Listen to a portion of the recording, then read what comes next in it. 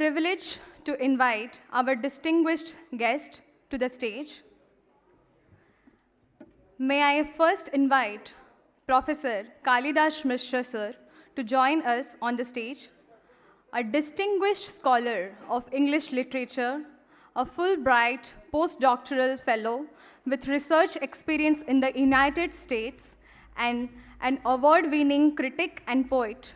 Professor Mishra's contributions to literary studies have inspired generations of readers and academics.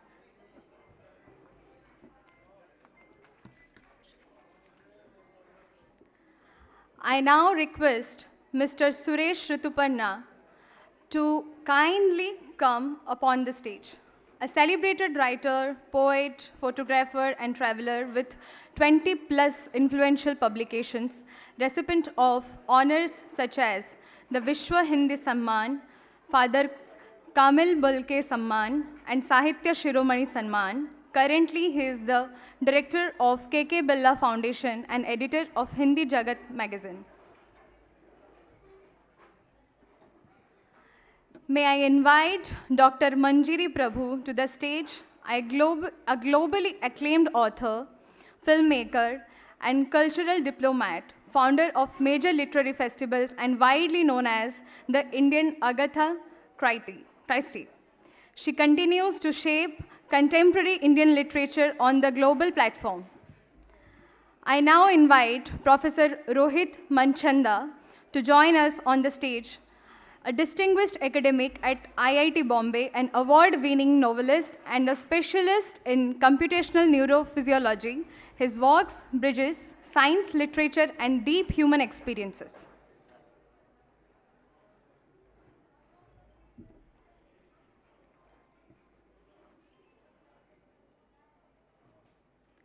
May I request the organizers to present bouquet to our distinguished speakers as a gesture of respect.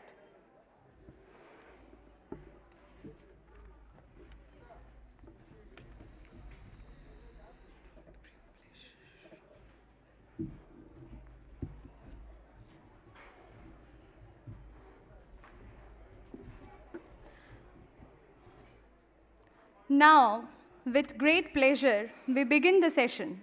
I invite our chairperson, Professor Kalidas Mishra, to set the context for today's discussion with his opening remarks. Sir, the stage is yours now.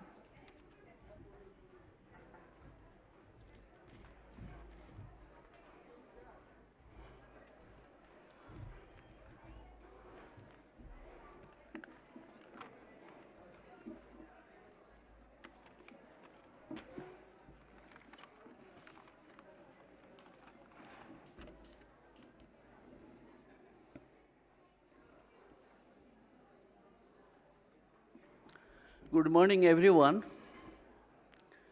I welcome all of you, and we have a distinguished panel of writers, Dr. Rohit Manchanda, Dr. Suresh Ritipanna, and Dr. Manjari Prabhu. And the theme for this particular session will be Culture in Transit, Memory, Identity, and Change. You know, we are living through a period of change, definitely, and our cultural identity is very much also changing. When you are talking about identity, you don't think in terms of a very fixed, absolute identity. You know, the person I, the first person, I am in a process of incessant change. I am never fixed. I am not absolute. I am very fluid. And the change is, you know, sometimes for the better, and sometimes it is very difficult to, say, pinpoint.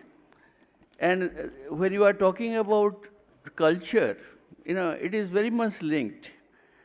The collective memory of a person, place, country, the identity of a person, place again.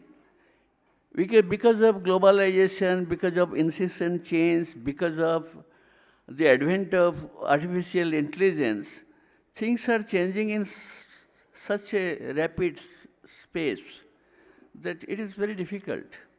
And you ask sometimes when you are talking in terms of artificial intelligence, because that is the main theme of this particular festival, I am reminded of a film, 2001 movie by Stephen Spielberg, AI, Artificial Intelligence. I think most of you would have seen that. 2001 movie that was based on a story, 69 story by Brian Aldiss. Actually, originally the idea was given, Stanley Kubrick was to make a movie, but Stephen Spielberg took that story from him. But the thing is that is the story of a robotic boy, David, highly programmed robotic boy who wanted to be human. It's the other way around. Actually, sometimes we have this danger of persons becoming robots.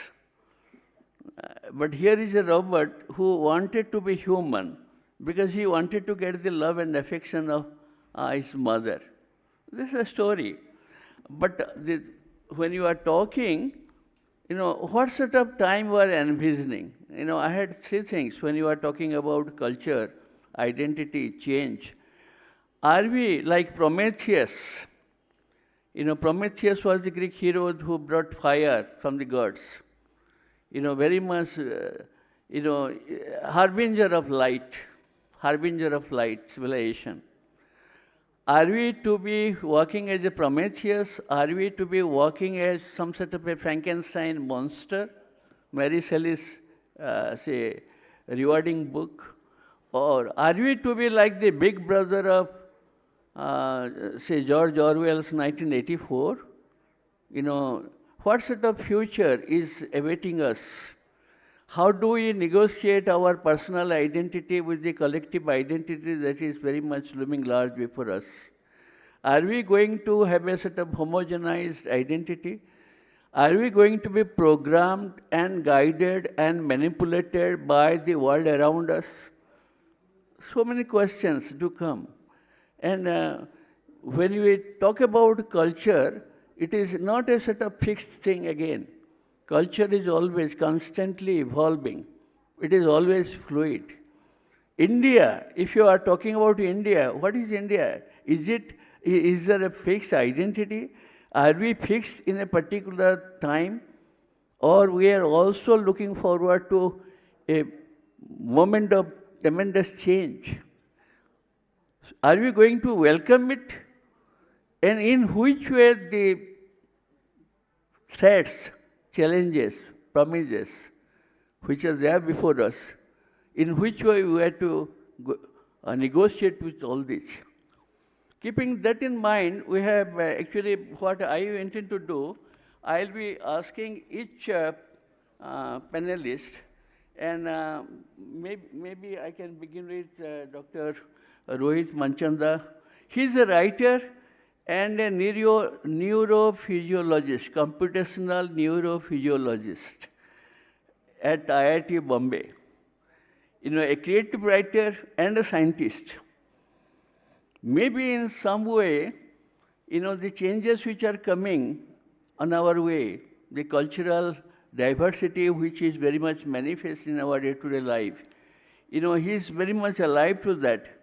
But as a scientist, how does he look at these changes which are coming with the help because of the advent of artificial intelligence? And as a writer, how does he look at this particular phenomenon of AI? Is it a threat or a challenge or a promise? Professor, 2 minutes, maybe then we'll go to Professor Suresh Rutipanna, then Manjari Madam, please. Yeah, from there you can speak.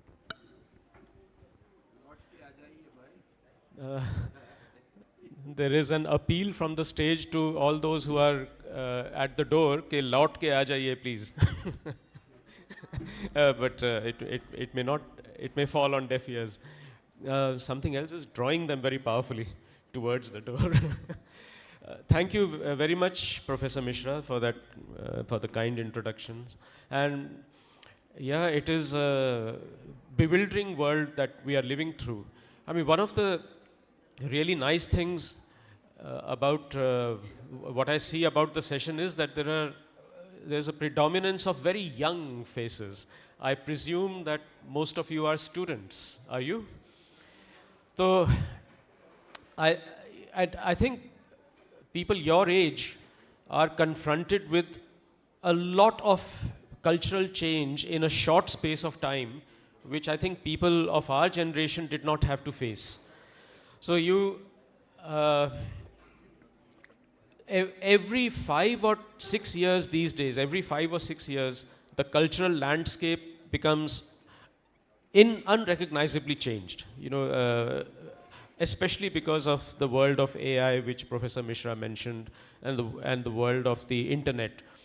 So, for you, it will be a bit perplexing as you move on from year to year, because things will be in constant flux.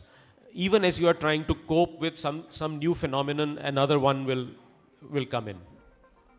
Now, cultural change, cultural transition has been something that I have focused on in my writing as well.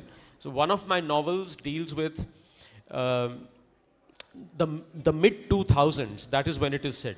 Now I have a feeling that the mid 2000s is around the time when many of you might have just come into the world, if I'm not mistaken.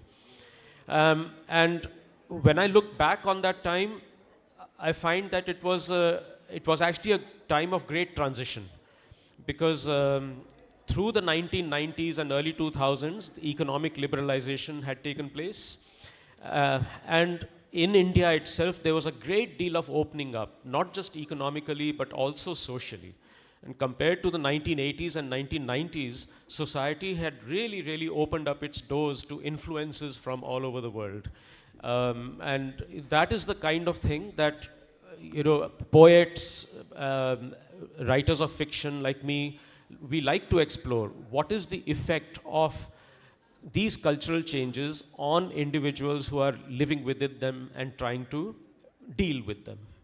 So maybe I can say more about it later, but I'll pass it on to the others. Thank you. Please, Dr. Suresh Risipanna. He was the director of K.K. Birla Foundation, good Hindi writer.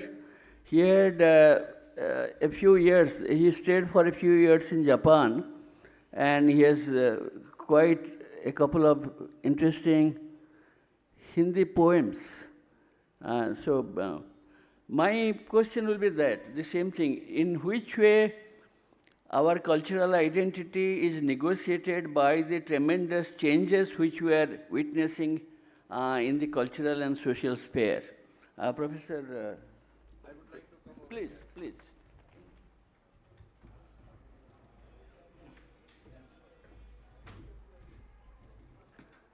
सभी को नमस्कार। मैं सबसे पहले धन्यवाद दूंगा हमारे gate keeper का, जिन्होंने आप सबको नहीं जाने दिया और आप लौट करके फिर आ गए हमको सुनने के लिए। और मैं आपको भरोसा दिलाता हूं कि मैं जो बातें आपको बताऊंगा वो आपको कुछ आनंद देंगी, आपको बोर नहीं करूंगा। क्योंकि मैं जिस तरह की मैंने जो जीवन में अनुभव किया है, जिस कल्चरल चेंज की बात आप करते हैं और आइडेंटिटी की बात हम कर रहे हैं, मेमोरी की बात कर रहे हैं, उसको मैंने जीते जागते देखा है। उसके बारे में मैं आपसे बात करूंगा।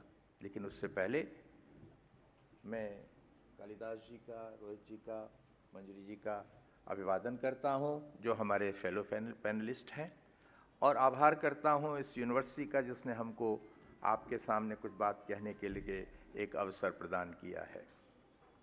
हम संस्कृति की बात करते हैं, इसको डिफाइन करने की ज़रूरत हम में से किसी को भी नहीं है, सब जानते हैं। न भी जाने तो भी हम जिस माहौल में रहते हैं वो सांस्कृतिक माहौल ही होता है, उसी के बीच से हमारी आइडेंटिटी बनती है, उसी से हमारी यादें बनती हैं। अगर हमारी मेमोरीज़ हम में डीप रूटेड नहीं हैं तो हमारी कोई आइडेंटिटी नहीं होती है। हमारी आइडेंटिटी हमारी मेमोरी से होती है। आप देखते हैं आजकल लोग डिमेंशिया के शिकार हो रहे हैं। तो क्या है डिमेंशिया? वो भूल जाते हैं कि वो कौन है। हम लोगों के सामने भी ऐसे अनेक युग आए हैं जब हम भूल गए कि हम कौन हैं, और फिर हम अपने को रिलोकेट करते हैं, फिर रीइन्वेंट करते हैं, और तब हम पाते हैं कि हम कौन हैं, हमारा इतिहास क्या है, हमारी परंपरा क्या है। तब हम आगे बढ़ते हैं, तब हमारी एक नई आइडेंटिटी हमारे सामने आती है जो पुरानी से अलग नहीं होती है, लेकिन हम उसको फिर से खोजते हैं।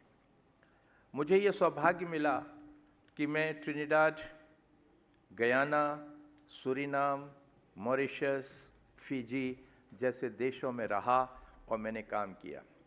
आप में से शायद कुछ लोग जानते हों या सब जानते हों कि जब इमेंसिपेशन हुआ, दास प्रथा समाप्त हुई, जो अमेरिका हमारे अफ्रीका से लोगों को पकड़ करके ले जाते थे, काले लोगों को, और उनसे बेगार कराते थे, उन पर अत्याचार करते थे, जब 1834 में 1834 में उसको ख़त्म कर दिया, तो ये जो डिफरेंट कॉलोनीज़ थीं जो ब्रिटिश लोगों ने बसाई थी, फ्रेंच लोगों ने बसाई थी, डच लोगों ने बसाई थी, उनमें मज़दूरों की कमी हो गई, किसानों की कमी हो गई। तो ईस्ट इंडिया कंपनी के माध्यम से उन लोगों ने भारत के किसानों को पानी के जहाज़ों में भर भर करके इन देशों में भेजना शुरू किया। और इतिहास में, मनुष्यता के इतिहास में पहली बार ऐसा मास ट्रांसफॉर्मेशन हुआ, ट्रांसपोर्ट हुआ लेबर का, जो हिंदुस्तान के लोग पूरी दुनिया में फैल गए। आज जो इतना बड़ा डायस्पोरा आप देखते हैं भारत से बाहर भारतीय लोगों का, प्रवासी भारतीयों का, जो पूरी दुनिया के अंदर अपनी धाक जमाए हुए हैं, उसकी शुरुआत उन गरीब मज़दूरों ने की थी 1835 के अंदर, पहली बार मॉरिशस जा कर के। और जब ये लोग वहाँ गए तो इनका बहुत संघर्ष हुआ वहाँ के लोकल लोगों से, आदिवासी लोगों से, उन काले अफ्रीकन लोगों से जो वहाँ पहले ले जाए गए थे, उन लोगों से जो चाइनीज़ थे, क्योंकि उन लोगों को ये लगता था कि ये भारतीय लोग आ गए हैं हमारा काम छीनने के लिए, हमारी रोजी रोटी छीनने के लिए। तब वहाँ से आइडेंटिटी का क्राइसिस शुरू होता है, सर्वाइवल का क्राइसिस शुरू होता है। और इन भारतीय लोगों ने अपने आप को किसी तरह से जिंदा रखने के लिए बहुत मेहनत की, खेतों में मेहनत करते थे और उनको कोड़े मारे जाते थे इन कॉलोनाइजर्स के द्वारा, और उनका खून पसीना एक होकर के जब बहता था तो उसका रंग लाल हो जाता था। इसलिए मॉरिशस के प्रसिद्ध उपन्यासकार अभिमन्यु अनंत का एक उपन्यास है, उसका नाम है लाल पसीना। तो लाल पसीना कैसे? क्योंकि जब वो मेहनत कर रहे हैं पीठ से और उस पर कोड़े पड़ रहे हैं, तो इस तरह से लाल पसीना हो जाता था। लेकिन सबसे मज़ेदार बात यह है कि इन लोगों के सामने इतनी कठिन परिस्थितियां होते भी जब शाम को घर लौटते थे थके हारे, तो इनके पास एक सहारा था इनकी संस्कृति का, और वो था रामायण। और ये सारे लोग रामचरितमानस की चौपाइयों का पाठ करके जिंदा रहे। वे बार बार कहते थे, होइए वही जे राम रचि राखा, जो राम जी ने रचा है हमारे भाग्य में वही तो होगा। और होइए रहिए, उसी तरह रहिए, जाय विधि राखी राम ताई विधि रहिए, जैसे राम रखेंगे वैसे हम रहेंगे। तो रात भर सो जाते थे और फिर सुबह मार खाते थे, काम करते थे। वो पूरा इतिहास लेकर के आज हमारा इंडियन डायस्पोरा हमारे सामने खड़ा है, जो बड़े बड़े कंपनियों के सीईओ हैं, बहुत बड़ी बड़ी कंपनियों को देख रहे हैं, इस तरह का काम कर रहे हैं।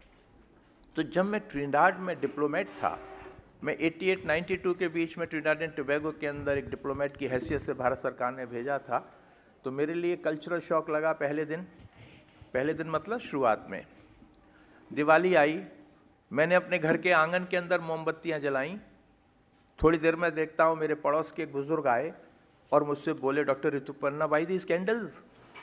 आई told him, today is Diwali, so I lit these candles. That's what I am asking you, today is Diwali and you are lighting candles? You should light diya. Then I told, मैंने कहा कि दिए कहाँ से लाऊंगा मैं भारत से इंपोर्ट तो नहीं कर सकता। बोले अच्छा मैं समझ गया। वो गए, अपनी गाड़ी निकाली, थोड़ी देर में मेरे आंगन में आए, सारी मोमबत्तियाँ हटवा दी, अपने नाती पोते सबको ले आए थे, पूरी फैमिली को, और उन्होंने वहाँ दिए लगाए, तेल डाला, उसको जलाया। तब उन्होंने मुझसे आकर के कहा, doctor Rituparna, we are Indians, we must celebrate our festivals in our own pristine way. ये हमारी संस्कृति का सवाल है। आप कल्पना कीजिए कि 20,000 किलोमीटर दूर एक देश के अंदर दिवाली के दिन मोमबत्ती नहीं जलाते हैं, दिए जलाते हैं, और हम लोग यहाँ पर मोमबत्तियाँ जलाते हैं। ये कल्चरल चीज़ है। किस तरह से अपनी आइडेंटिटी को कल्चर बचाने के लिए इन लोगों ने वहाँ पर उसको किया। फिजी के अंदर मुझे एक किस्सा सुनने को मिला, जब वहाँ पर लोग गए तो कोई पंडित नहीं था, एक लड़का गया, एक लड़की गई, यंग लोग थे, उस धोखे से ले जाए जाते थे। तो गांव के लोगों ने सोचा, वो जो सारे कुली लेन के लोग थे, कि भाई इन लड़के लड़की यंग हैं, इनकी शादी कर देनी चाहिए, दोनों एक दूसरे से प्रेम भी कर रहे हैं। तो वहाँ कोई पंडित नहीं था शादी कराने वाला, क्या करें? तो उसमें एक बुजुर्ग आदमी को लोगों ने कहा कि जी पंडित जी, आपकी जिम्मेदारी है कि इनकी शादी कराइए। अब वो सोच में पड़ गए, कैसे शादी कराऊं, क्योंकि शादी करना हमारे यहाँ एक कल्चरल अनुष्ठान है, सांस्कृतिक रीति रिवाजों से जुड़ा हुआ, संस्कारों से जुड़ा हुआ, मूल्यों से जुड़ा हुआ एक क्रम है, जिसमें कुछ मंत्र पढ़े जाते हैं और अग्नि के फेरे लिए जाते हैं। तो उन लोगों ने कहा कि क्या करूं मैं? तो उन्होंने गांव की औरतों से, अपने कुली लेन की औरतों से कहा कि ऐसा करो, एक बाल्टी में हल्दी डाल करके कुर्ता और एक साड़ी को रंग दीजिए पीले रंग के अंदर, और इनको पहना देना, साड़ी की ड्रेस हो जाएगी, और कुछ लकड़ी ले लीजिए, हवन कर लेंगे, ये चारों तरफ 7 फेरे लगा लेंगे, शादी हो जाएगी। लेकिन रात भर वो व्यक्ति सोचता रहा कि बगैर मंत्रों के शादी का क्या मतलब है, कुछ तो होना चाहिए, मंत्र आते नहीं है। तभी उनको याद आया रामायण, उन्होंने रामचरितमानस को खोला और उसको साथ लेकर के आ गए, और जब शादी की तैयारी हुई सब लोगों के द्वारा, तो उन्होंने रामचरितमानस में से राम सीता विवाह का पृष्ठ खोला, और राम सीता विवाह से जुड़ी हुई चौपाइयों को उन्होंने पढ़ना शुरू किया, और इस तरह से फिजी के अंदर पहली शादी आयोजित की गई। इसके पीछे भी अपने कल्चरल वैल्यूज़ और अपने मूल्य उसके अंदर लगे हुए थे। आप मुझे क्या दोबारा बुलाएंगे? मैं बोल लूँ, सेकंड टाइम एक मैं कंटिन्यूटी में ख़त्म कर दूँ, 5-10 मिनट और दे दीजिए, फिर ये बोल लेंगे। ओके, मैं दोबारा नहीं लूँगा, चाहे। Okay okay. तो इस तरह से वहाँ पर हुआ। ऐसे ही वहाँ पर होली मनाई जाती है, उसको फगवा कहते हैं। अब 20,000 किलोमीटर दूर होली मनाते हैं वे लोग, खूब होलिका जलाते हैं। होलिका जलाने के बाद में हमारे देश के अंदर एक दूसरा दिन का त्यौहार होता है, उसको कहते हैं धूल या धुलेड़ी। आप लोगों ने नाम सुना हो, मैं नहीं जानता उड़िया में क्या कहते हैं, लेकिन होली, जिस दिन होली का दहन होता है उसके अगले दिन, तो वहाँ पर मैंने देखा कि अगले दिन जब होलिका जल जाती है तो उसकी धूल को लगाकर, राख को लगाकर माथे पर लोग जश्न मनाते हैं, गीत गाते हैं। और इस तरह से मुझे पता चला कि भारत में होली के दूसरे दिन जो गुलाल लगाते हैं, वो गुलाल का प्रतीक क्या है, कहाँ से गुलाल आया? वो गुलाल ना हो करके वस्तुतः होलिका के जल जाने की सूचना है सबको कि अब होलिका नहीं रही, और गुलाल उसका प्रतीक है। अब ट्रिनिडाद में मैंने क्या देखा, जब मैं एक फंक्शन में गया होली पर, फगवा जिसे कहते हैं, तो एक व्यक्ति मिले, बहुत सारे मिले, सब गले मिलते थे। एक व्यक्ति आए, गले मिले, और उन्होंने कहा hold doctor Rituparna for a second. तब उन्होंने अपने कुर्ते के जेब में से कुछ निकाला, हाथ पे डाला और मेरे मुंह पे लगा दिया, और फिर गले मिले। ये जॉनसन बेबी पाउडर था, और उन्होंने कहा कि गुलाल हम लगाते नहीं क्योंकि गुलाल मिलता नहीं, एक बार भारत से मंगाया तो सांप के छेरे खराब हो गए, केमिकल था उसके अंदर, तब से हमने ये लगाना शुरू कर दिया है जॉनसन बेबी पाउडर। अब आप देखिएगा कि ये कल्चरल वैल्यूज़ हैं। हमारे होली के त्यौहार पे गुलाल लगाया जाता है, गुलाल नहीं मिल रहा है तो क्या करें, कुछ तो होना चाहिए, तो उन्होंने जॉनसन बेबी पाउडर लगाला। तो क्योंकि वो उनकी अपनी आइडेंटिटी का सवाल है, उनकी मेमोरीज में गुलाल है लेकिन गुलाल नहीं मिल रहा है, उसका रिप्लेसमेंट वो खोजते हैं। तो ये संस्कृति का असर होता है और चलता है। अब जहाँ वहाँ पर होली से पहले ही वहाँ पर शुरू हो जाते हैं चौताल सिंगिंग, बड़ ढाल ढोल मजीरे ढोलक लेके लोग गाते हैं, आज अवध में होली खेले ने रघुवीरा। पूरा देश ये गीत गाता है, आज अवध में होली खेले ने रघुवीरा। मैं बड़ा सोचता रहा कि ये रघुवीरा ही यहाँ होली क्यों खेलते हैं, हमारे यहाँ तो राधा कृष्ण खेलते हैं, तो राधा कृष्ण का नाम ही नहीं है वहाँ पर। क्योंकि ये सारे लोग जिस प्रदेश से गए थे वो रघुवीर का प्रदेश है, अयोध्या से गए, अवध से गए, अवध प्रांत से गए, भोजपुरी के इलाके से गए, तो इनके आराध्य रघुवीर हैं, इसलिए वहाँ पर होली खेलने का काम भी रघुवीर जी करते हैं। आज अवध में होली खेलने रघुवीरा, ये गीत वहाँ पर गाए जाते हैं। वहाँ जब बच्चे का जन्म होता है तो सोहर गान गाए जाते हैं, हमारे यहाँ भी गाए जाते हैं। तो वो 20,000 किलोमीटर दूर भी ये परंपराएं वहाँ पर मौजूद हैं आज, ये है कल्चरल आइडेंटिटी का सवाल, क्योंकि उसके बिना उनकी कोई आइडेंटिटी नहीं होगी, इसलिए वो करते हैं। संगीत की जब चीज नहीं थी तो रम की बोतल पर चम्मच मार मार के संगीत बनाती थीं औरतें और गीत गाती थीं। फिर ढोलक आ गई, हारमोनियम आ गए, धनताल आ गई, मजीरे आ गए, तो संगीत का सारा वातावरण शुरू हुआ। वे लोग जब भी वहाँ पर मिलते हैं तो संगीतमय जीवन उन लोगों का होता, खूब गीत गाते हैं, और उन गीतों में भी नई नई परंपराएं आ रही हैं। जैसे आपके यहाँ रैप म्यूज़िक आता है, ऐसा वहाँ पर भी शुरू हुआ। एक गीत मुझे याद आ रहा, 30 साल पुरानी बात बता रहा हूँ। वहाँ पर एक सुंदर पोपो नाम का राइटर और गायक था, उसने एक गीत लिखा था, नानी चले आगे आगे नाना गोइंग बिहाइंड, नानी चले आगे आगे नाना चले बिहाइंड, नाना पिए रम नानी पिए वाइन। इस तरह के गीत वहाँ पर बनाए जाते थे। इसके अंदर भी नाना नानी हैं, दादा दादी हैं, संबंध हैं, इनकी भी रक्षा इतनी दूर बैठे हुए इन प्रवासी भारतीयों ने की। ये है सांस्कृतिक मेमोरी, ये सब सारी चीज़ें हैं। एक अंतिम बात और बताता हूँ कि एक वहाँ पर शादी में जाने का मुझे मौका मिला। जब मैं शादी में गया तो वहाँ पर जो महिला थी जिसका लड़के की शादी हो रही थी, वो मेरे पास आई, भाई यू आर फ्रॉम इंडिया? मैंने yes I am from India. We are also Indian? Yes. So you are my भाई? मैंने कहा यस आई एम योर भाई। इफ यू आर माई भाई देन यू आर द मामू ऑफ दिस बॉय? मैंने कहा yes I am also the मामू of this boy. Then you know in our culture मामू यूज टू कपड़े पहनाता है, जामा जोड़ा लड़के को शादी में घोड़ी पर चढ़ने से पहले। Can you do this action for me?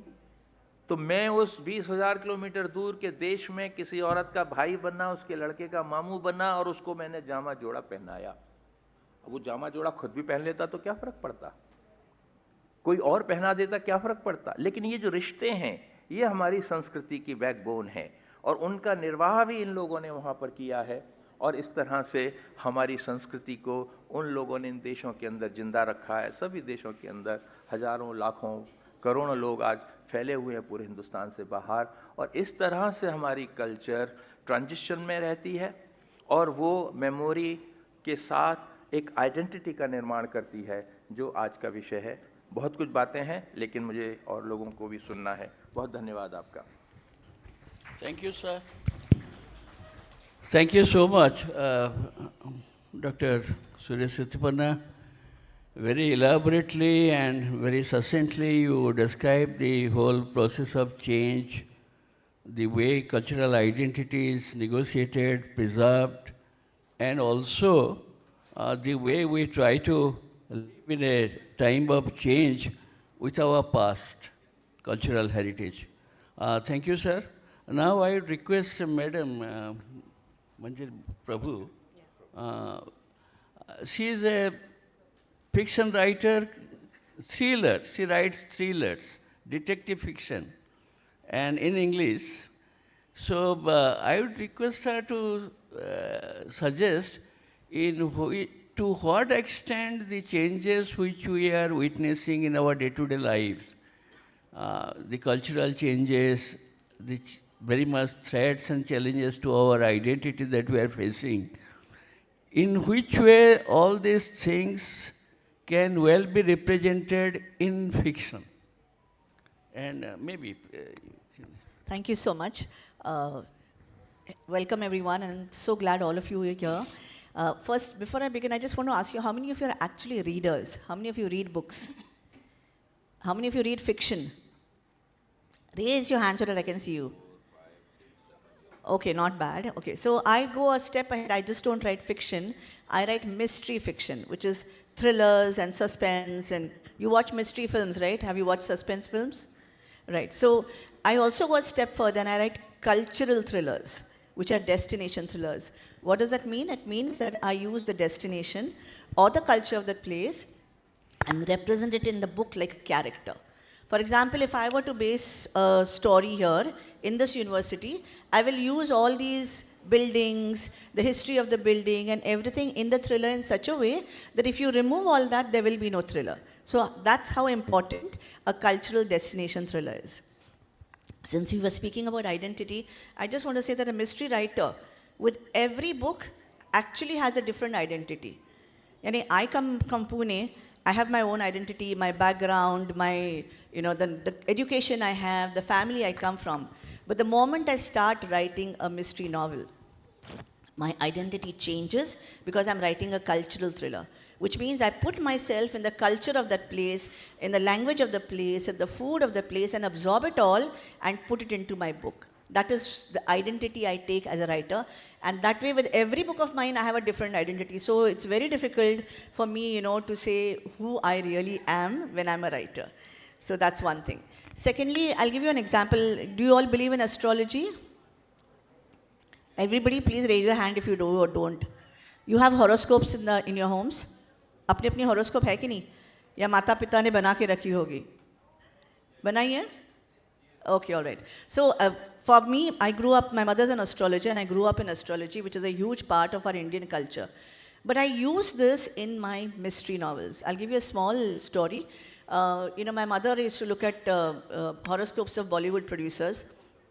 And one of them, in one of the parties, came to her and said, I hope you're all above 18. Are you above 18? Okay, then I can tell you the story. It's a little adult story. So one of the Bollywood directors came to my mother and said, please tell me a question. He had a very urgent question. And she had seen his horoscope before she remembered his horoscope. So she said, tell me what it is. And he said, can you please tell me when can I have a child? Okay, and she looked at his horoscope and she said, do you want to go somewhere private because I want to answer this question of yours? And he said, no, yahi pe batao, all our friends, etc. So she said, okay, you already have a child, you can't claim him as yours, which means he had an illegitimate child, okay? And he was shocked when he heard it, and I was shocked when I heard this tale because what it told me was that this horoscope, this square piece, जो पत्री हमारे पास होती है, we tend to take it so much for granted.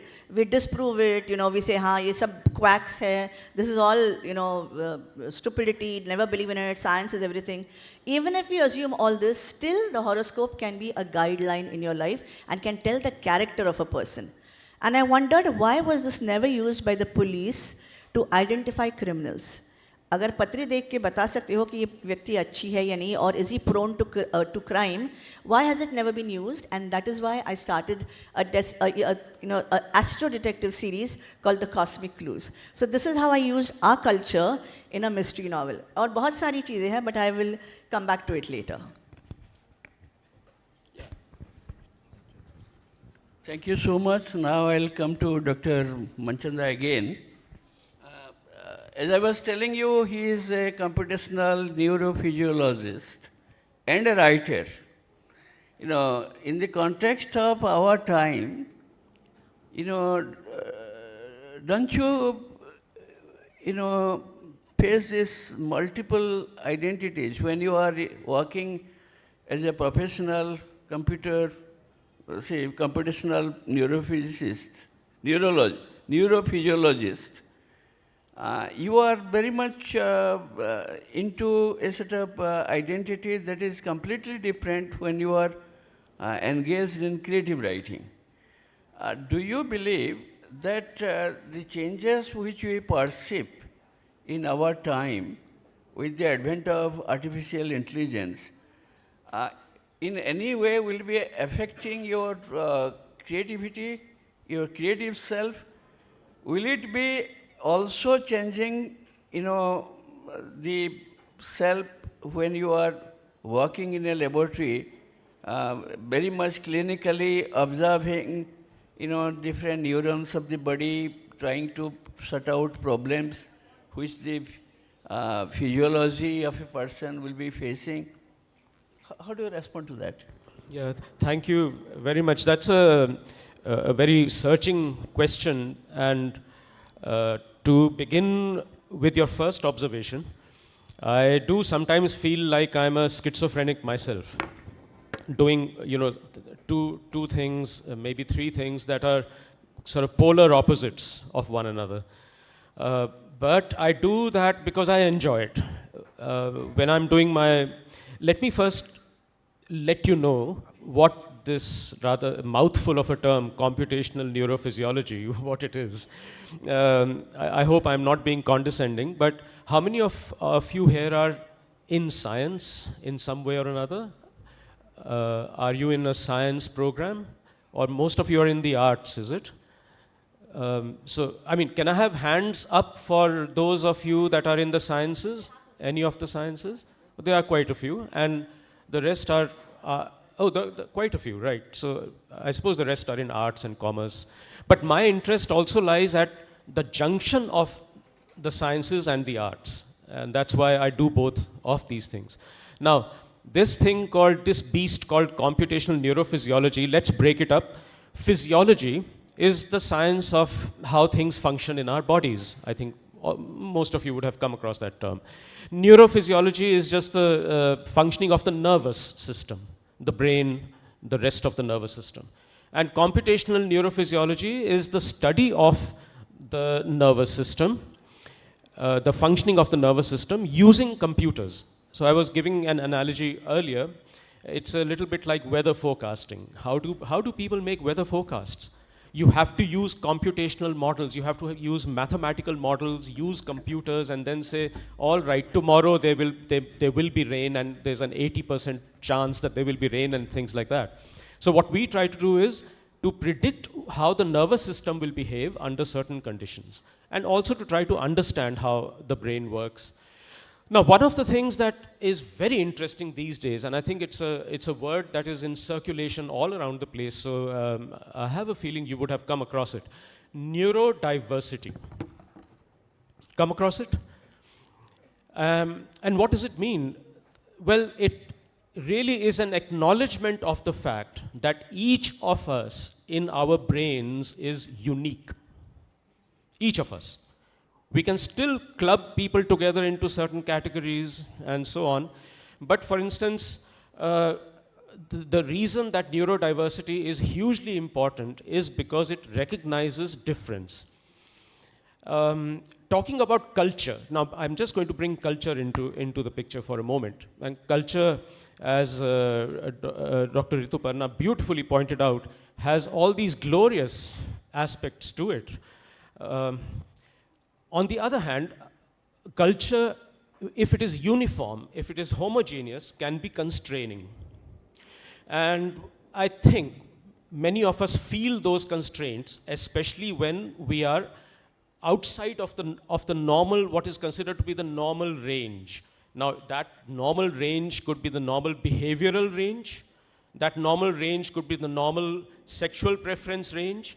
Or that normal range could be, various questions like, do you find an interest in just studying or not? Can you cope with your studies or not? Or do you find that you have attention deficit? We all know about attention deficit disorder as well, right? What neurodiversity says is that if we have very short attention spans, or if we are, for example, sexually diverse, or if we have a certain kind of behavior pattern that doesn't fit in with the rest, it is not our fault. It is not as if we are deliberately, consciously trying to be completely apart from the others. It is simply because our brains are wired in that way. So it's not just physiology, it's not just functioning. Behavior also arises from the way that the nerve cells in the brain are wired. What I mean by wiring is our brains are connected to one another. Our nerve cells are connected to one another in circuits. And those circuits are not the same in all of us. The patterns are very similar, but the details are very different. And in the way that those circuits function will determine the kind of person you are on many fronts, not just on one or two fronts. Now, this actually also intrigues me because it makes its way into my fiction. I have written a novel called The Enclave, which is set in the mid-2000s and came out last year, in which what I've explored is the life of a woman in her early 40s who suddenly, I shouldn't say suddenly, but over a period of a short time, starts to find that pleasure is what she wants out of life the most. Pleasure is what she wants. And it's a reaction on her part to the time that she was growing up, which was in the 1980s and the 1990s, when cultural orthodoxy, cultural conventions had forbidden her a lot of those pleasures. So simple pleasures like mixing socially with anyone that she would like to mix with. So that was denied to her. We all know that, I suppose we all know that the India of the 1970s, 80s and 90s was socially extremely conventional. I mean, girls and boys never used to be able to mingle with each other with the ease that you people do now. So she starts to find that these sorts of pleasures which were denied to her, now that they're available to her because the economy has opened up, like I said initially, and society has opened up, she starts to then seek pleasure actively. And when she does that, of course, she starts to confront, she starts to violate certain social norms around her. She starts to become one of the neurodiverse people, right? Most of us in our typical day-to-day life are taught quite heavily to avoid certain kinds of pleasure. And in fact, we are also conditioned to lead a somewhat constrained life. But our brains are wired differently. Now, this is where, again, neurophysiology comes in. There are centers, there are regions in our brain, small regions in our brain that actually code for pleasure. They drive us towards pleasure. And this is known as the pleasure principle, that we are wired, we as human beings are actually wired to seek pleasure, and on the other hand, I hope you will agree with me, to avoid pain. As simple as that. Anything that is painful for us, either physically or mentally, psychologically, we will avoid. Anything that gives us pleasure, we will seek. And it could be the simplest thing like a jalebi after lunch, or it could be even a ride on a motorbike if that gives you the most pleasure. So that sort of thing.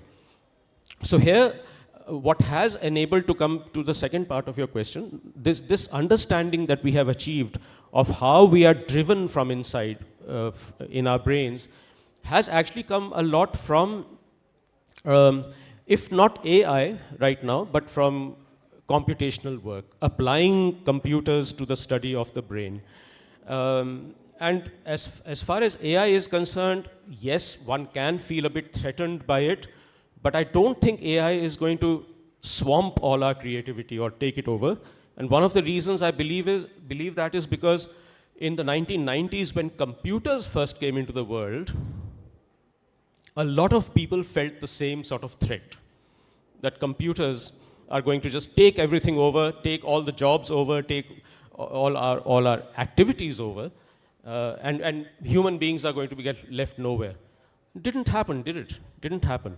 Then when mobiles came in, again there was that fear, and now with AI, again there is that fear. But I have a feeling that it's a bubble right now. The whole AI fear is a bit of a bubble. And I firmly believe that the kind of creativity humans can display, AI may not be able. Did most of you come to Javed Akhtar's session yesterday? So I think he also laid it out beautifully. He said, the products of a creative mind are so very complex that AI, at the moment, cannot hope to even emulate anything of it.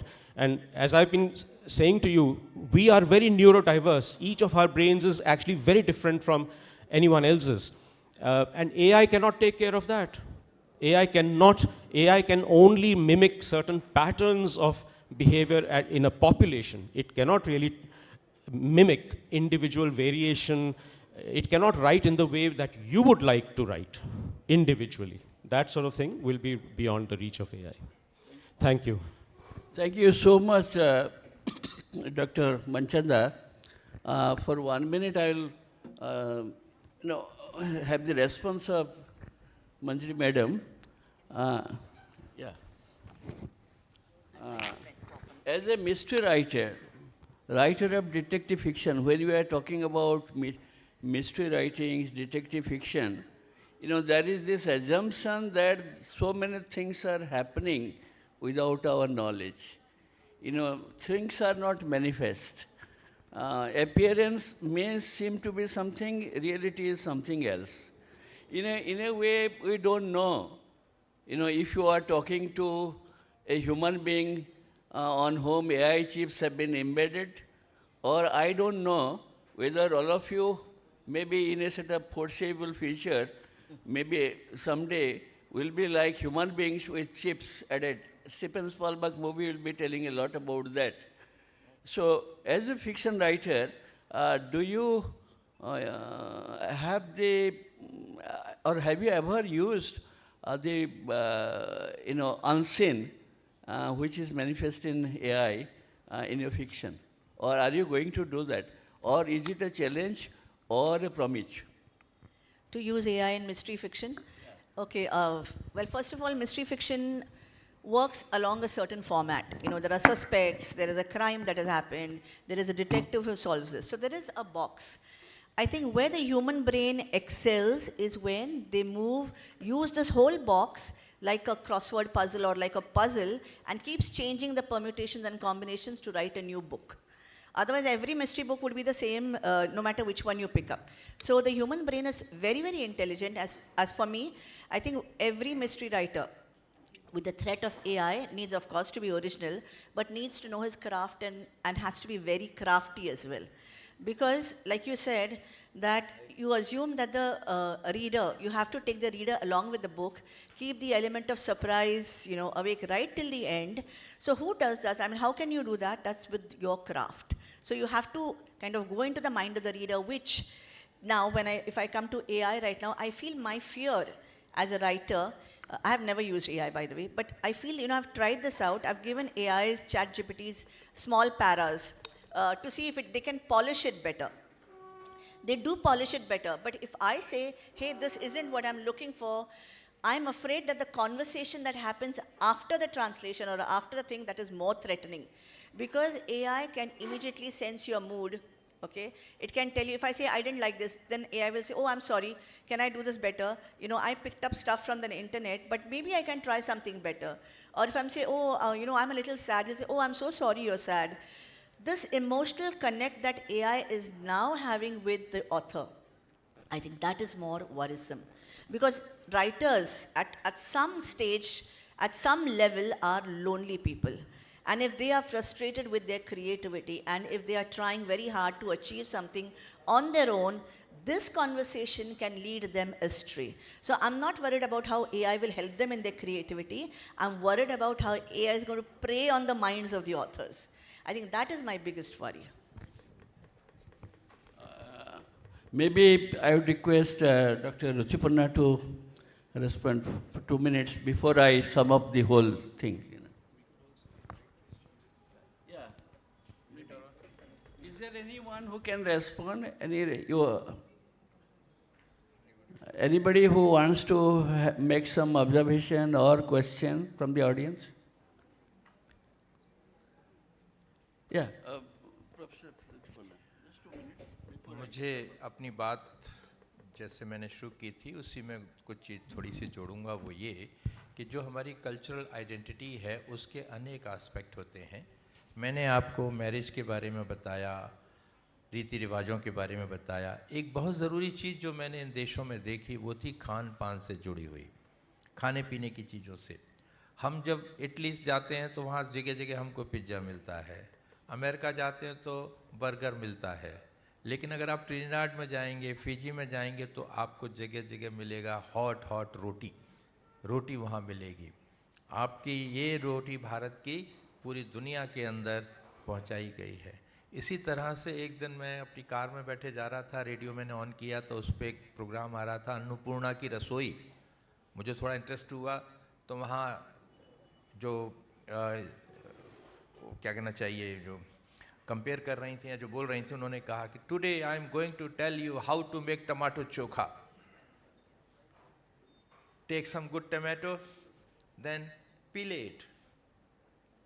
पील को उन्होंने हिंदी की क्रिया बना दिया peel it, then काटे it, then take some hing, take सम जीरा, then take some ghee and chonk it. So this kind of new language is also developed around these food habits.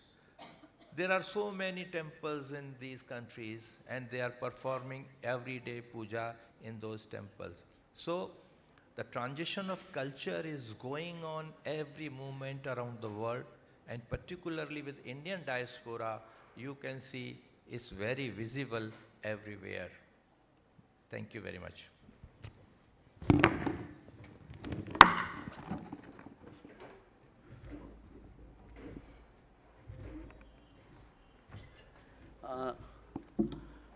Thank you, all the participants, Professor Manchanda, Professor Ritipanna, Suresh Ritipanna ji, and Manjari Madam.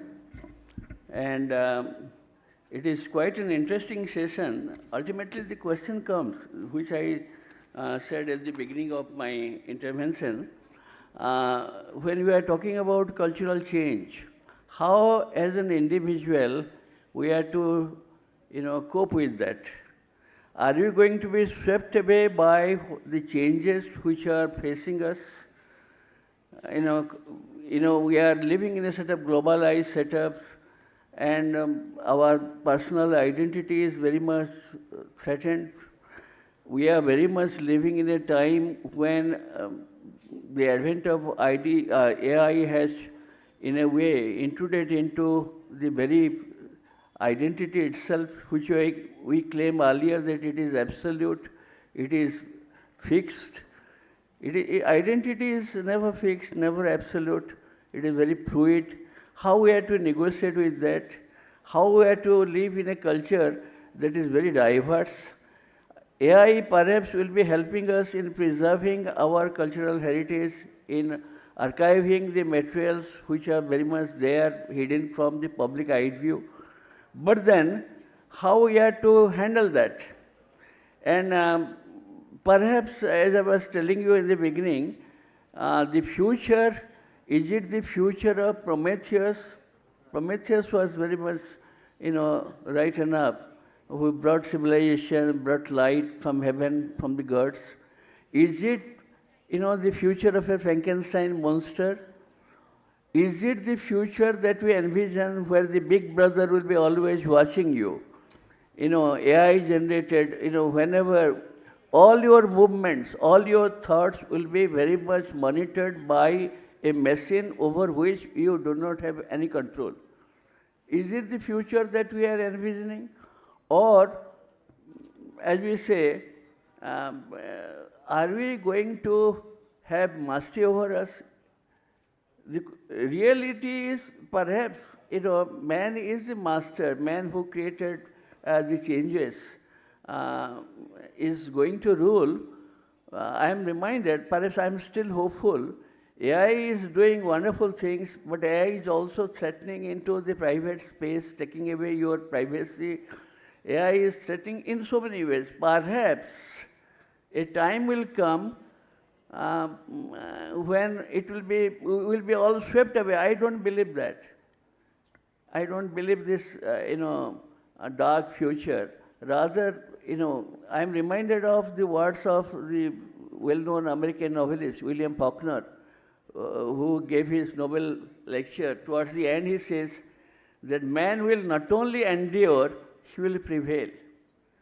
Whatever AI will be doing, whatever the cultural changes that we are facing, whatever threats which come in the shape of a set of negotiated identity, all these things perhaps we can handle, if we take care. We are very much looking forward with hope. Otherwise things will be very much very dark for us. Because we are to believe, when you are talking about the creativity, sometimes you feel bad. I was reading somewhere, the well-known Nobel laureate Chinese novelist Mo Yan, one day confessed, yes, he was to go for a meeting and he didn't have enough time, and he said that I used ChatGPT for my lecture. He confessed that. But creative writers will, without confessing, will they be very much using artificial intelligence to write stories for them? All these things are there. So our memory is very much the cultural memory of a place, cultural memory of a person, of a country. how we have to negotiate that. The identity of a person, how we have to negotiate that. You know, maybe Walt Whitman, well-known American poet, once said, "Do I contradict myself? Yes, I do. I contain multitudes." We live in a world with multitudes of identities, multitudes of possibilities, challenges, threats. It is us, the whole problem is with us, how we have to face, how we have to, say, negotiate, how we have to confront. That is where everything lies. So I thank the panelists. I thank all of you for your, say, participation and encouragement. Thank you all.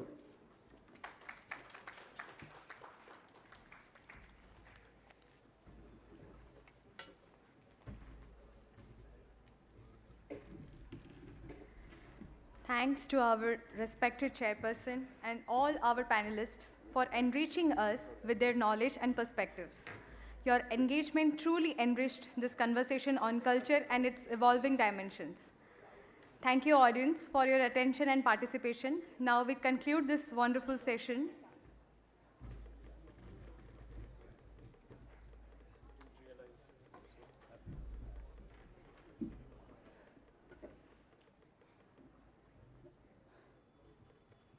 Okay,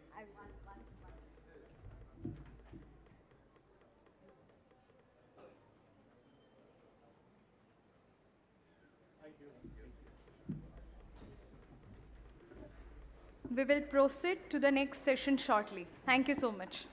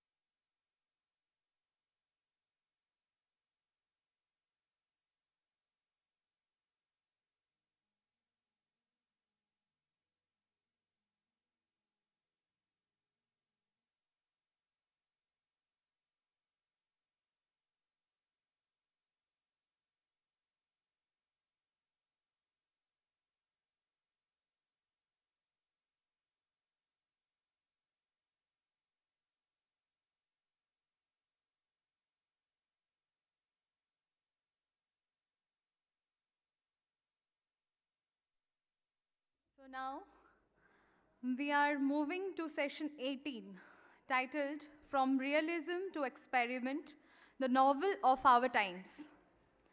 A session on how the contemporary novel is evolving beyond realism, blending myth, reportage, autofiction, and formal experimentation. What defines novel now, and who is it written for? So before we begin, it is my honor to invite our distinguished speaker to the stage. Let us welcome them. May I invite Professor Jatindra Kumar Nayak sir to join us on the stage. Educated at Ravenshaw College and Mitton College, Oxford, he is a celebrated translator, retired professor of English at Utkal University, and currently language expert at the New India Foundation. His translations have been published by UC Press, OUP, and Penguin.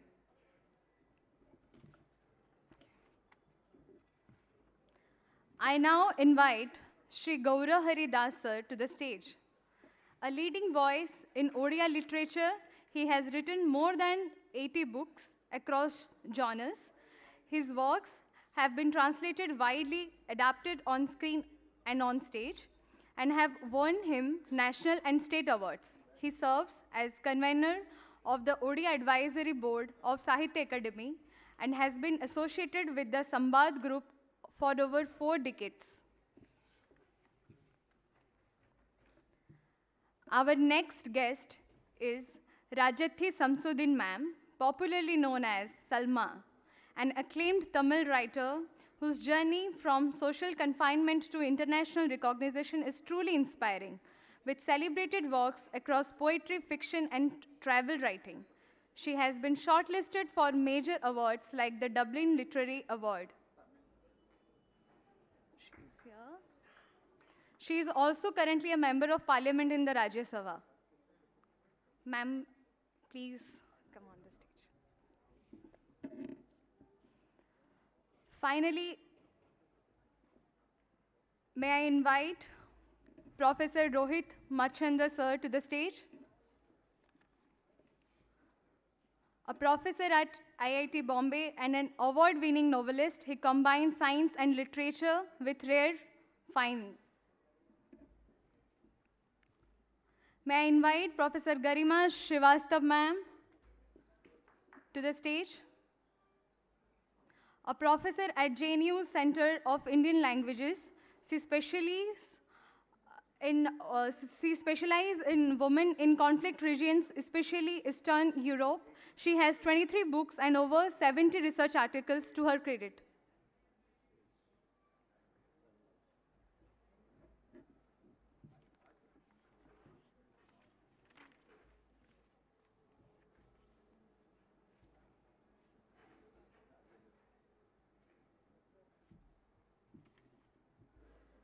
May I request the organizers to kindly present bouquet to our distinguished speaker as a gesture of welcome and respect.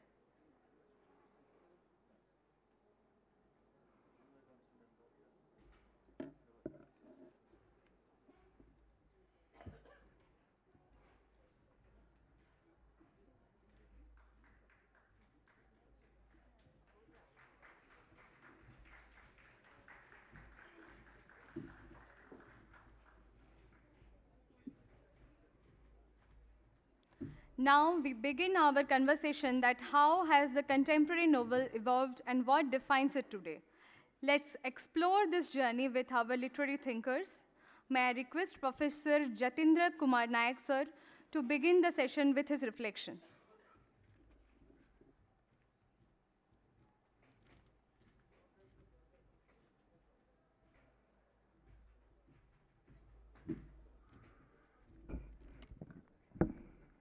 Good morning, everyone. It's always a pleasure to be associated with the LitFest organized by SOA. I have been associated with in the past. It's always a very pleasant and rewarding experience. So today we have 4 very distinguished resource persons, panelists, and they're all creative writers.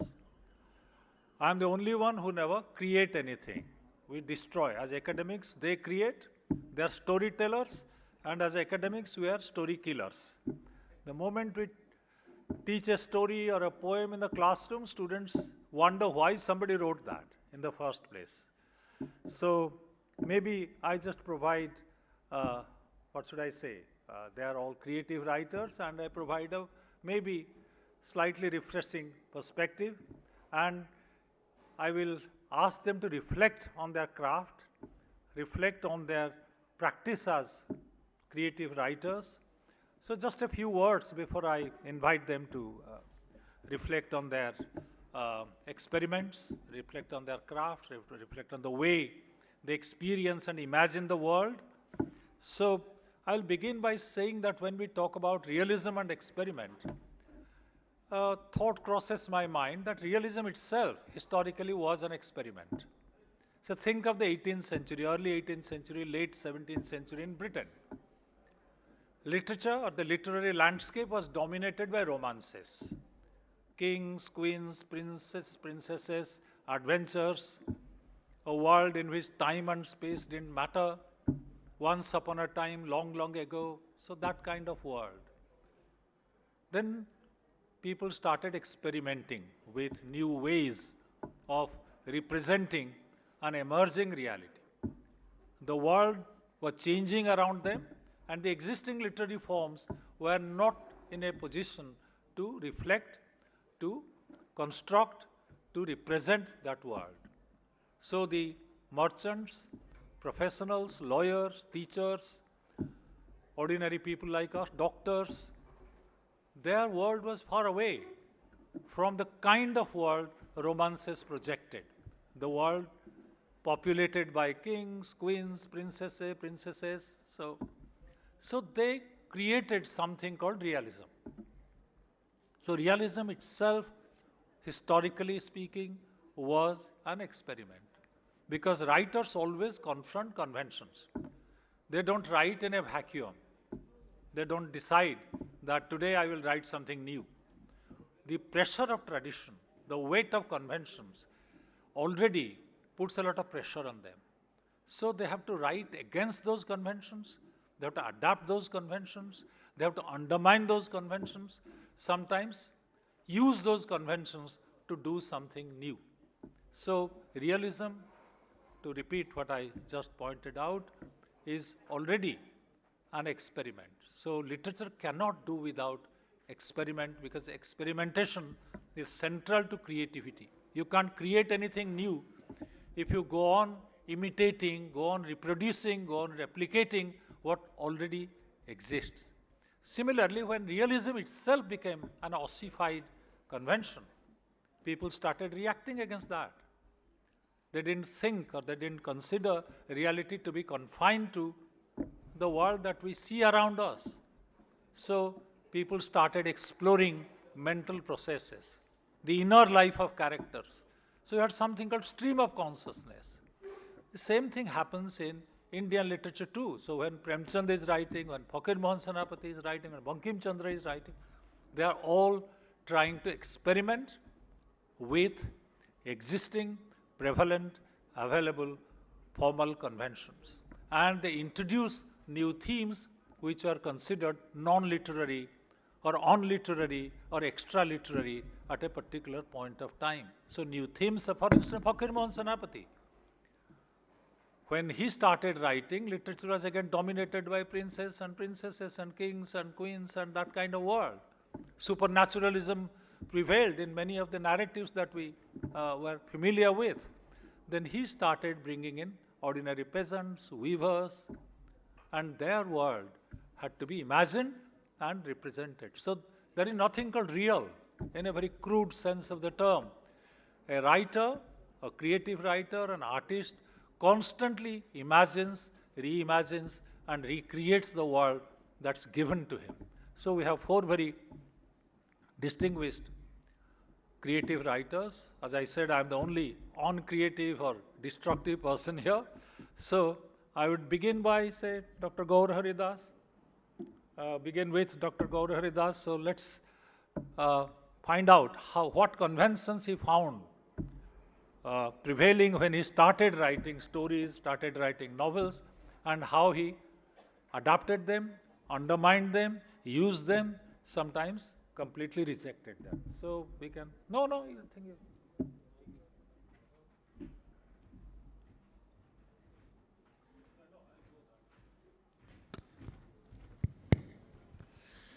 Thank you, Professor Naik, and thank you, dear friends. I can see some of the students of medicines, I know whether they have come of their own or they have been persuaded to come over here, because I know they don't have, not all, they don't have much interest in literature, because my daughter is a doctor, I know her. So. no, if I have a breakdown, they will treat that. So, Professor Naik has said that the realism itself was an experiment. In fact, Indian novels, Indian stories, we started from fairy tale, from gods, goddesses, animals, from Panchatantra, this and that. Then reached in Premchand, Fakir Mohan, Bankim Chandra. Even in their own time also, they had experimented with their works. When the rest of India was worshipping Shivaji as a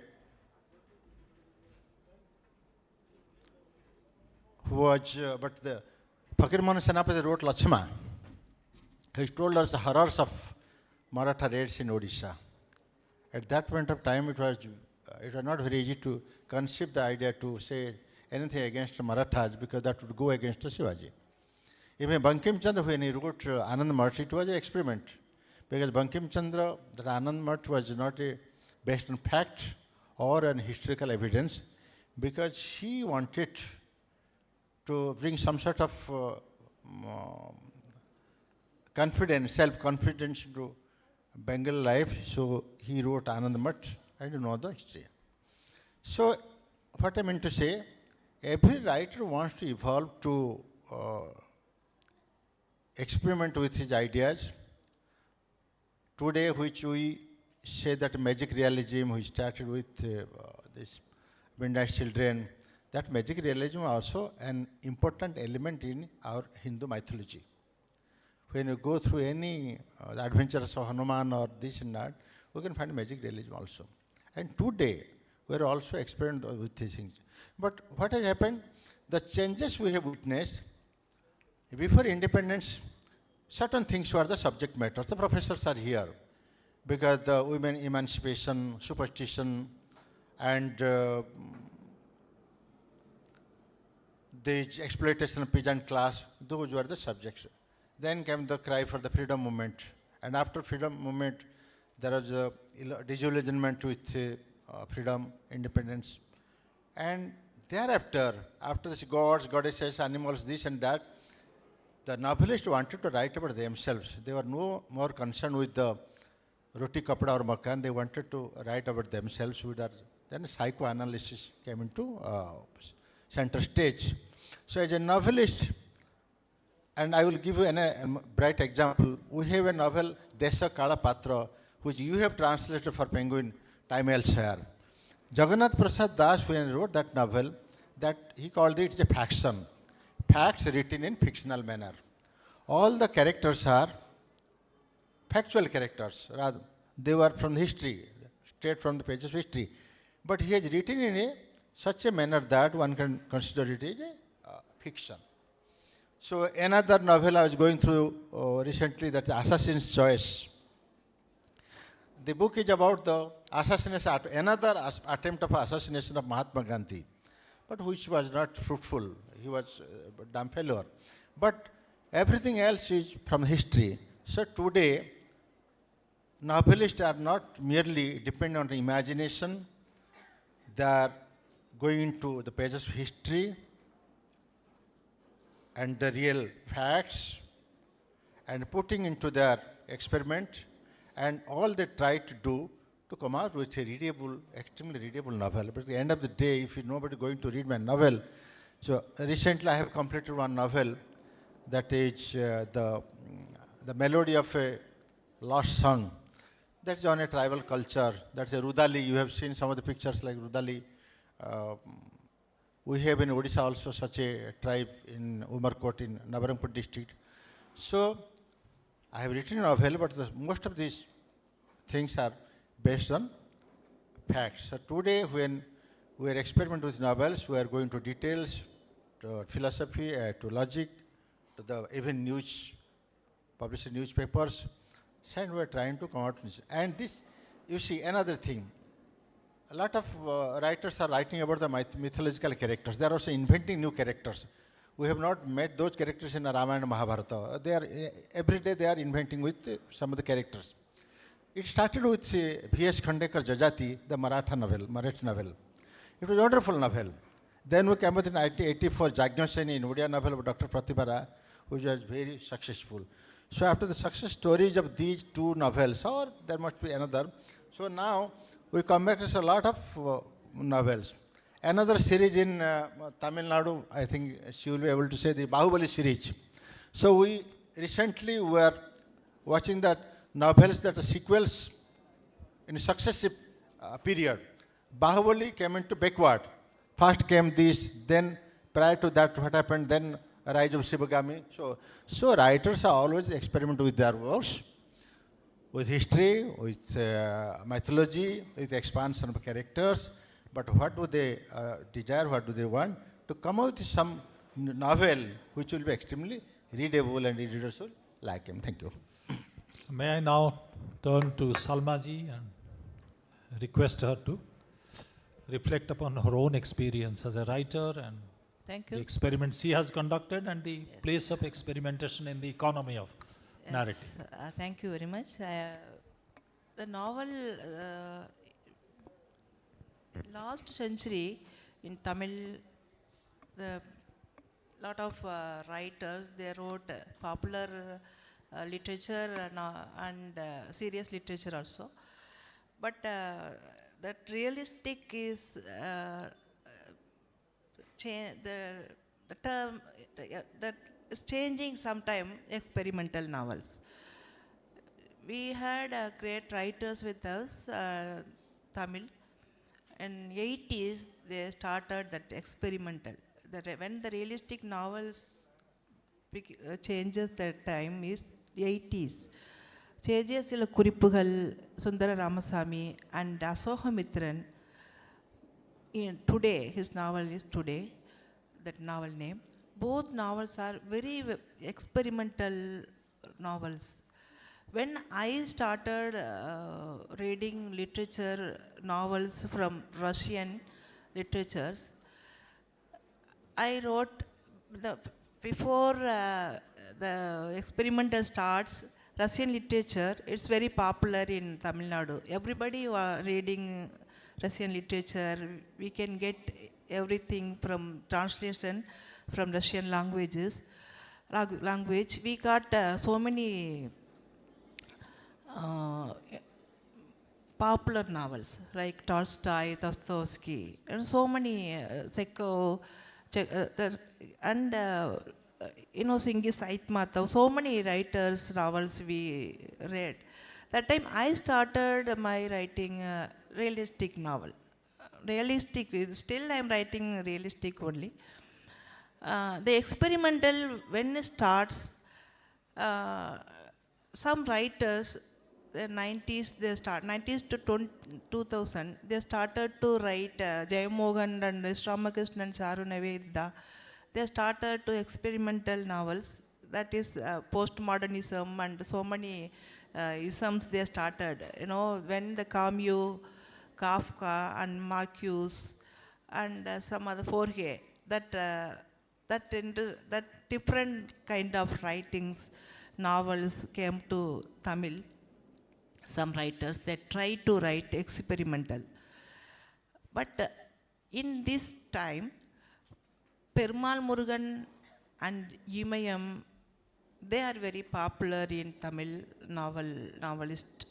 Their writings is realistic only. They are writing their own experiences and they cast and so many issues of the problem in this society.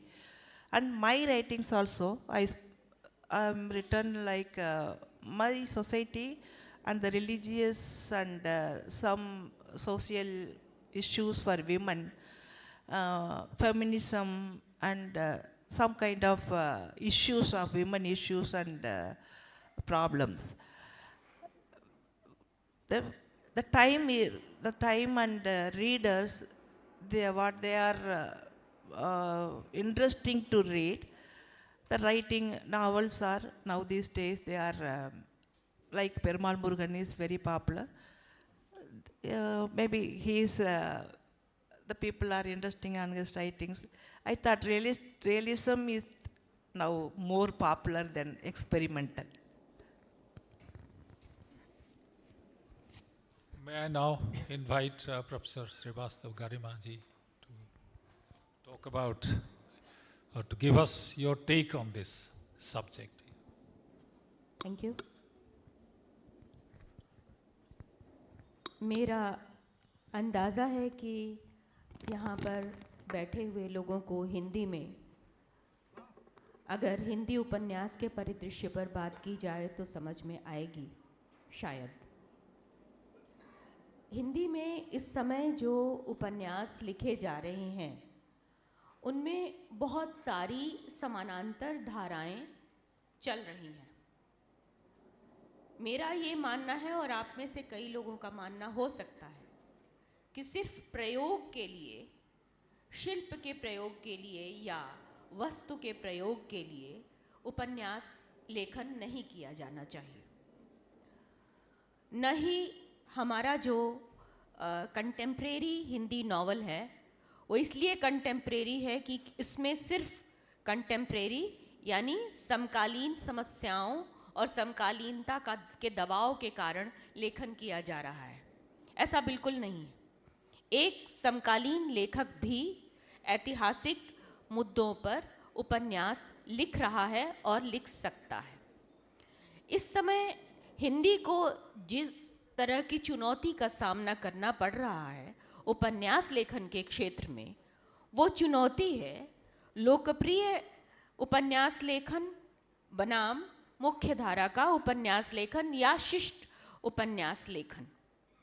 ये माना जाता था कि भाषा और शिल्प के स्तर पर जो शिष्ट उपन्यास लेखन है वो सामाजिक समस्याओं और यथार्थवाद की चुनौतियों को अपने भीतर धारण किए हुए है और इस परंपरा में लिखने वाले बहुत सारे उपन्यास हैं।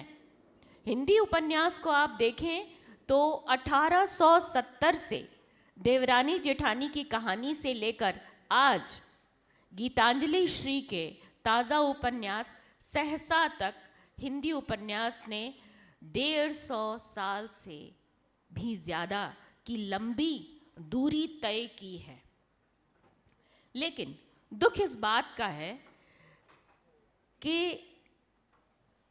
हिंदी को हाशिए पर रखा जाने के कारण, अनुवाद में कमी के कारण हिंदी उपन्यासों को वो मुकम्मल जगह नहीं मिल पा रही है या उनकी चर्चा नहीं हो पा रही है। और शायद इसी वजह से बाज़ार ने एक नई हिंदी, नई चाल वाली हिंदी को सामने लाने की कोशिश की है और अब हर तीसरा आदमी उपन्यास लेखक होने का दावा कर रहा है। लेकिन इसमें भी OTT प्लेटफॉर्म्स के कथानक के दबाव के कारण बहुत सारे ऐसे उपन्यास लिखे जा रहे हैं जो कि बिल्कुल जैसे जिन्हें पढ़ करके आपको लगेगा कि वो क्राइम पेट्रोल का कोई आप सीरीज़ उस तरह की देख रहे हैं। समाज में बढ़ता हुआ अपराध और पूंजी का दबाव इन उपन्यासों की रचना के केंद्र में है। इसके साथ ही राजगोपाल सिंह वर्मा जैसे लोग आ रहे हैं जो कि ऐतिहासिक उपन्यास की श्रेणी में बहुत सारे उपन्यास ला रहे हैं और बायोग्राफिकल उपन्यास भी ला रहे हैं। इसके साथ जयंती रंगनाथन जैसे लोग हैं जो कि पॉपुलर जो नॉवल होता है पॉपुलर फिक्शन राइटिंग के क्षेत्र में बड़ा काम कर रहे हैं। लेकिन इसके साथ ही प्रयोग धर्मिता की अगर हम बात करें तो आपके सामने गीतांजलि श्री का रेत समाधि या सहसा जैसे उपन्यास भी हैं, और एक साथ बहुत सारी पीढ़ियाँ हिंदी में उपन्यास लेखन कर रही हैं। इतनी सारी पीढ़ियाँ समानांतर तौर पर कभी भी लेखन के क्षेत्र में नहीं थीं।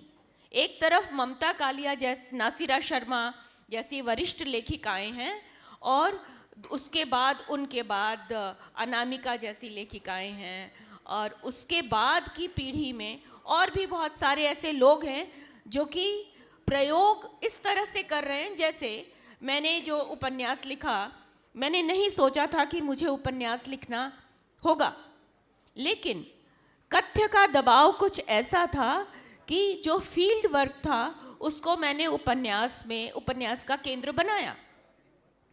पोलैंड और जर्मनी और उसके साथ बांग्लादेश का मुक्ति युद्ध, इसके बैकग्राउंड में जो मैंने उपन्यास लिखा उसका नाम है ऑशविट्स, एक प्रेम कथा, जिसके शीर्षक के बारे में बहुत सारे लोगों ने मुझसे पूछा कि ऑशविट्स है क्या, और अगर ऑशविट्स मालूम है तो उसमें प्रेम कथा कैसे कही जा सकती है, ये एक सवाल आया।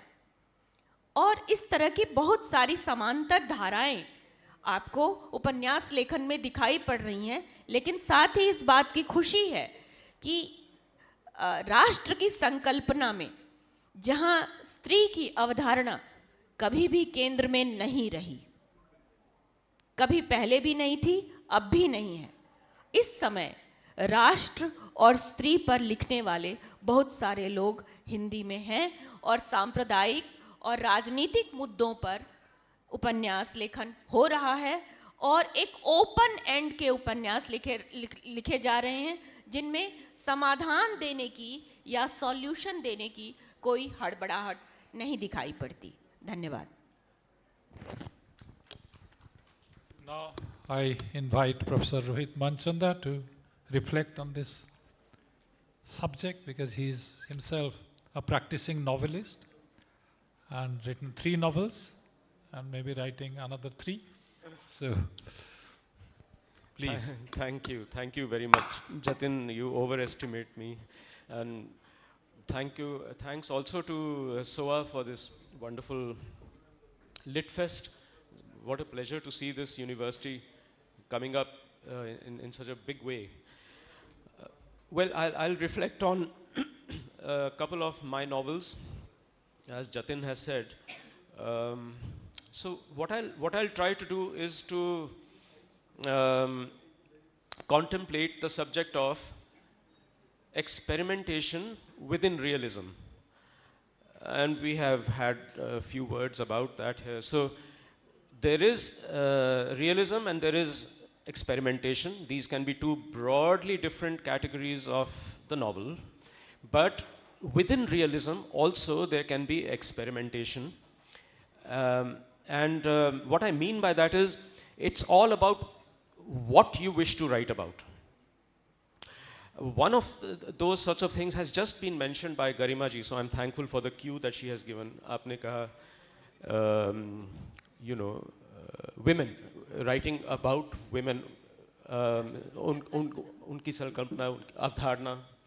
So, and the other kind of thing is, what sorts of incidents do you write about in your fiction?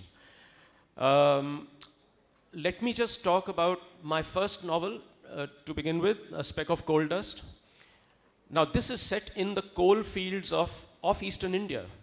Odisha has its own coal fields, the Ib Valley coal fields, and I grew up in the coal fields of Bihar and Bengal.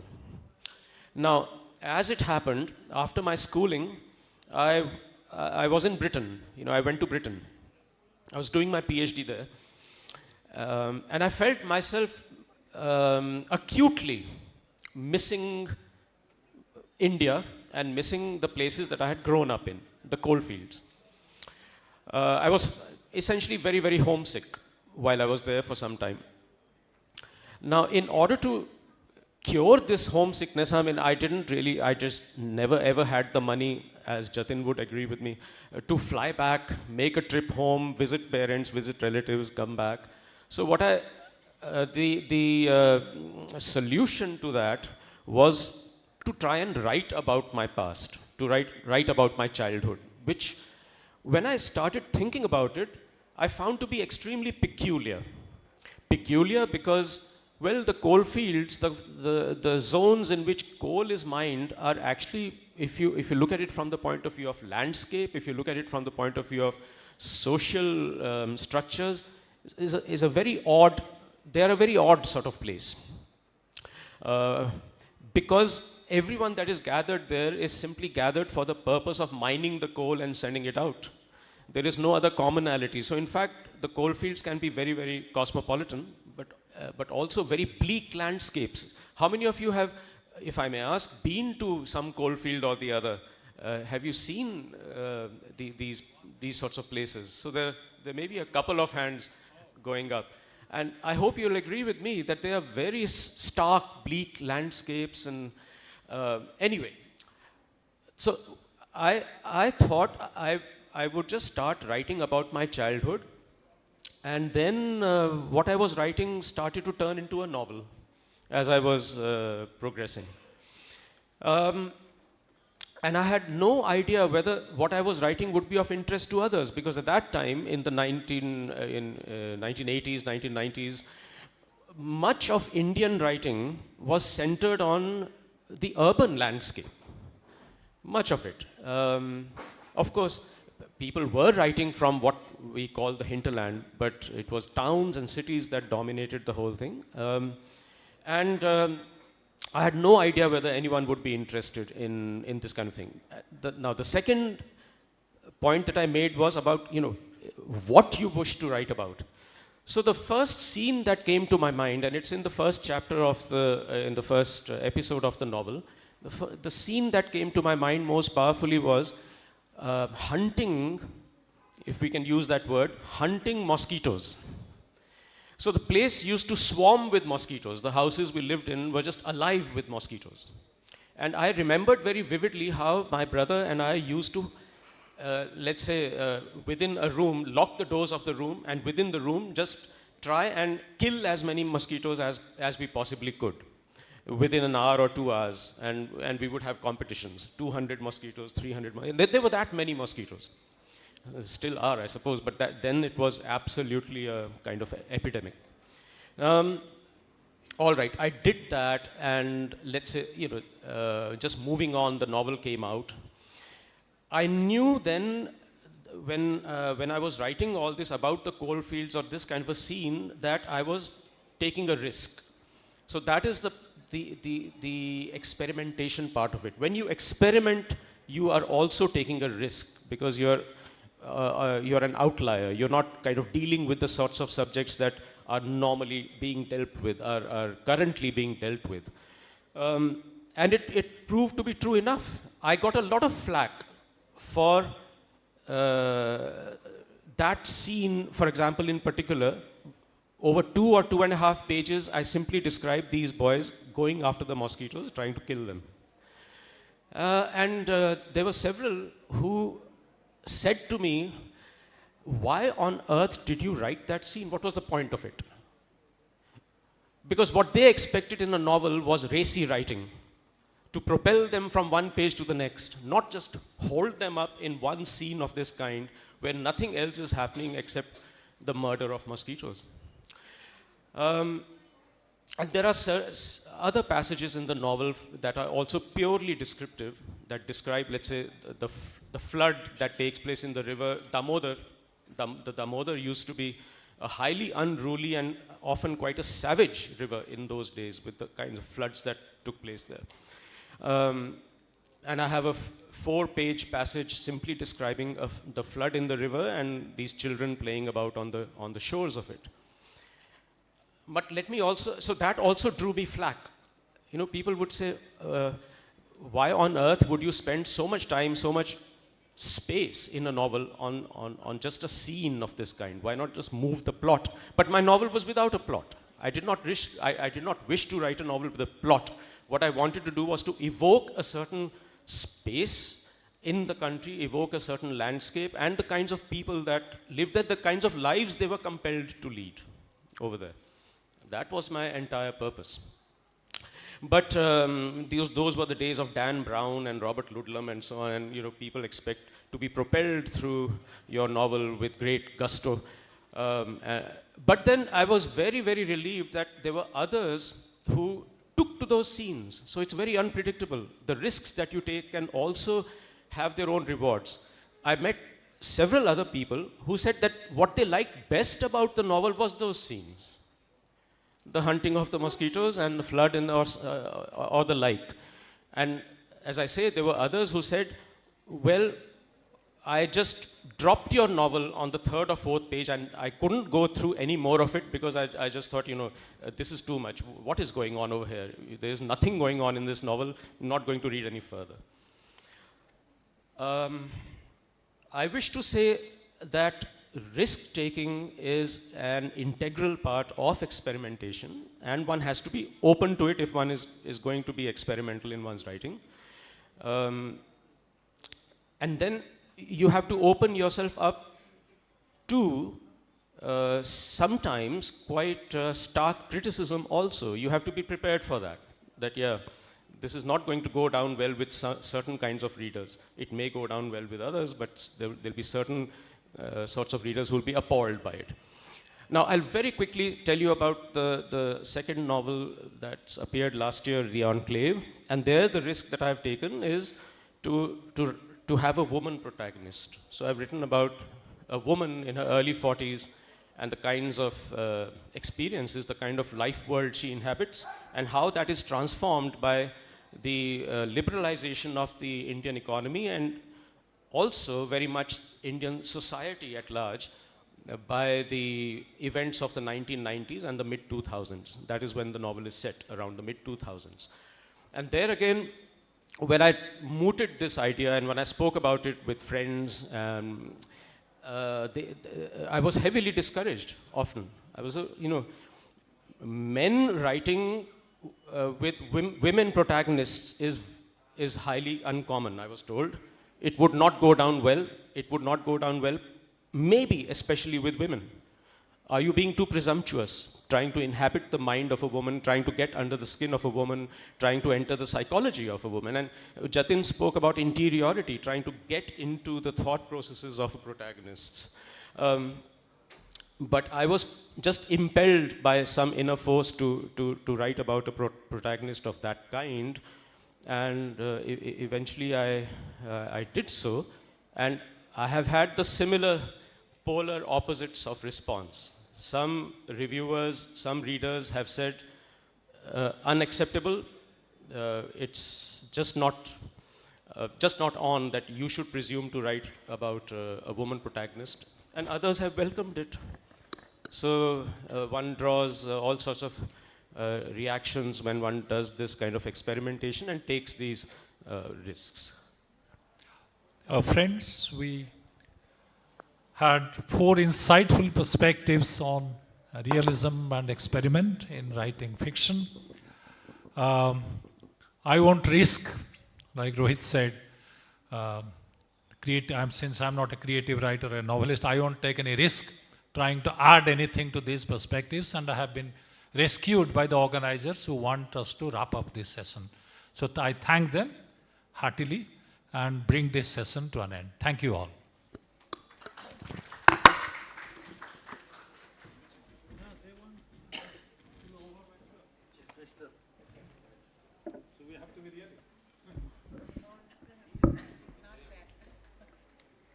Thank you all our speakers for such rich and thought-provoking insights. And thank you to the audience for your engagement. With that, we wrap up the session.